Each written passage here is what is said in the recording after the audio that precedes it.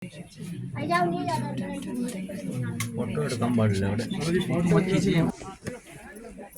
കൃഷ്ണ. ഇപ്പം നമ്മൾ എത്തി നിൽക്കുന്നത് വ്യാസഗുഹയിലാണ്. വ്യാസഗുഹയിൽ നമ്മൾ നേരത്തെ കണ്ടു വ്യാസഗുഹ. ഇതാണ്, ഈ കാണുന്നതാണ് വ്യാസഗുഹ.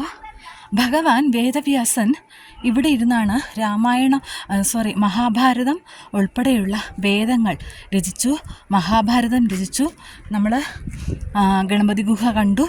ഗണപതി ഗുഹയിൽ ഭഗവാൻ ഗണപതിയാണ് വേദവ്യാസൻ മഹാഭാരതം പറഞ്ഞു കൊടുത്തപ്പോൾ അത് എഴുതിയെടുത്തത് ഗണപതി ആ ഗുഹയിൽ ഇരുന്നിട്ടായിരുന്നു. അത് നമ്മൾ കണ്ടു. ഇപ്പോൾ വ്യാസഭഗവാൻ ഇവിടെയാണ്. ഈ ഗുഹയ്ക്ക് തന്നെ ഒരു പ്രത്യേകതയുണ്ട്, നോക്കിയാൽ അറിയാം. ഒരു താളിയോല ഗ്രന്ഥം അടുക്കി വച്ചിരിക്കുന്നത് പോലെയാണ് ഈ ഗുഹ കാണാനായിട്ട്. അപ്പോൾ ഇത് ടിബറ്റൻ ബോർഡറാണ് ഇവിടെ കാണുന്നത്. നമ്മുടെ ഇന്ത്യയുടെ ലാസ്റ്റ് പോർഷനാണ് ഇവിടെ അവസാനിക്കുകയാണ് ഭാരതം. ഇവിടെ കൊണ്ട് ബോർഡർ വയ്ക്കുകയാണ്.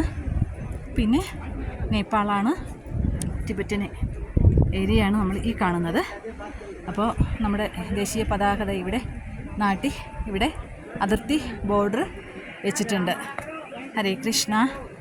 ഇത്രയും ഭഗവാൻ വേദവ്യാസ മഹർഷി വന്ന് ഇവിടെ ഇരുന്ന് ഈ സ്ഥലത്ത് പാദസ്പർശം നടത്താൻ കഴിഞ്ഞത് തന്നെ ഭഗവാന്റെ ഗുരുവിൻ്റെ അനുഗ്രഹം ഒന്നുകൊണ്ട് മാത്രമാണ്. ഹരേ കൃഷ്ണ. ഭാരത് മാതാ കി ജയ്.